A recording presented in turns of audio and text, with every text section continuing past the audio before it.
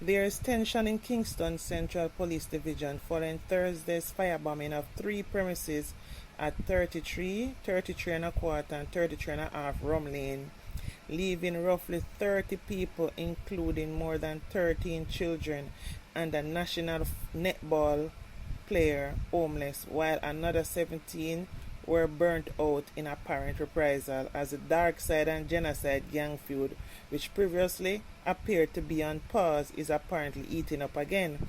The first incident occurred approximately 12 a.m. on Rum Lane, about an hour and a half later, in what appeared to be a reprisal for what happened earlier on Rum Lane.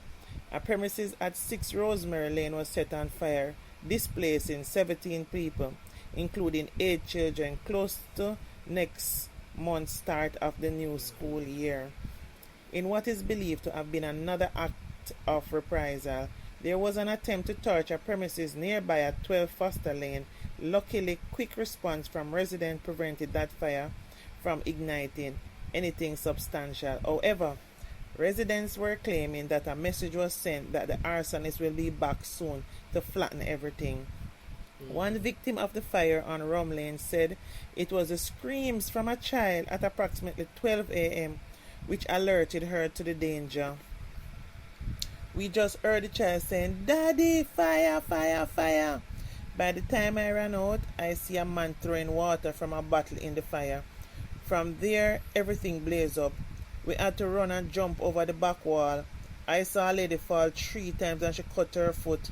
One man cut up. I had to climb on that bench at the back of the yard to go over on Hanover Street, which is the street behind our yard.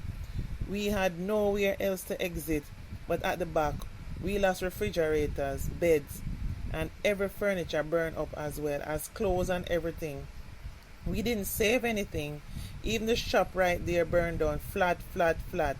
They are burning down the houses of innocent people. On my side, there are 14 people, including 6 children. Among the children is a 6-week-old baby. There is also an unborn child in the belly. The baby mother fell 2 times when she was trying to go up the wall. Even the pigeons burned up, the victim said. She added, everything for her back to school got burned. There is no birth certificate and no passports.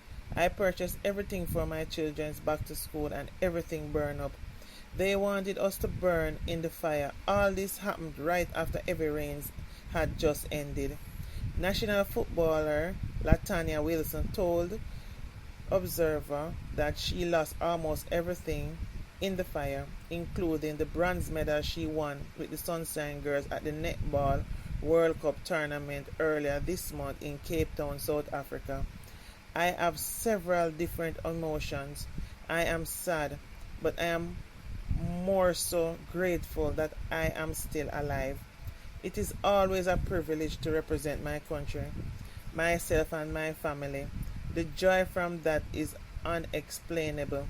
This just goes to show that you can be at your highest point in life and the next moment you are at your lowest, Wilson said. There are around 5 houses in my yard and 15 people, including 7 children. Luckily, I managed to save my passport and laptop.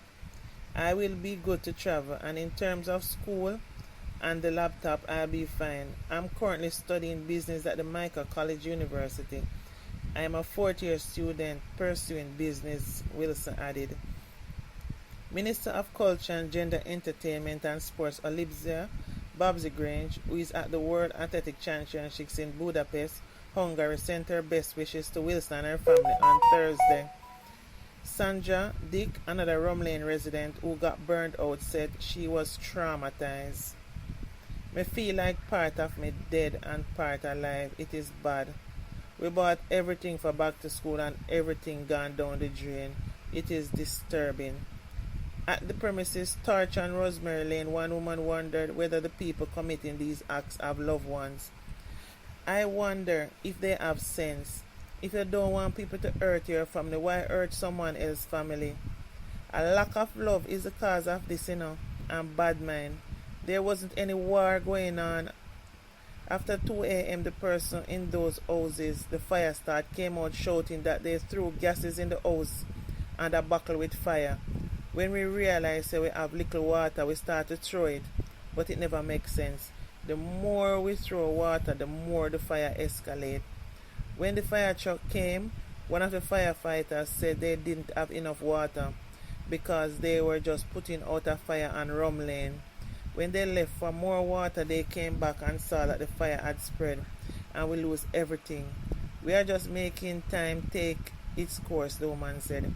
None of the people impacted could understand why they were targeted, as they claimed no gunman lived among them. Glendale Murdoch, the Deputy Superintendent, DSP in charge of operations for Kingston Central Police Division, has appealed to residents to cooperate and give information to the police so as to bring an end to the violence. In the last 4 weeks, we have been seeing some activities on the ground where we had shooting and a murder. Before that, we had some amount of peace in the community. We have some information as it relates to the genesis of these activities, and we have been reaching out to specific people to cooperate.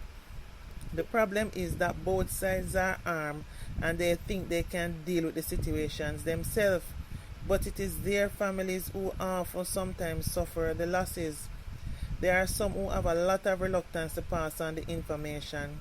There are people who trust us and cooperate, but others are reluctant as they don't trust us. They themselves may have loved ones in crime. We have several persons of interest. We suspect there will be reprisal, so the police are on the ground, the DSP said.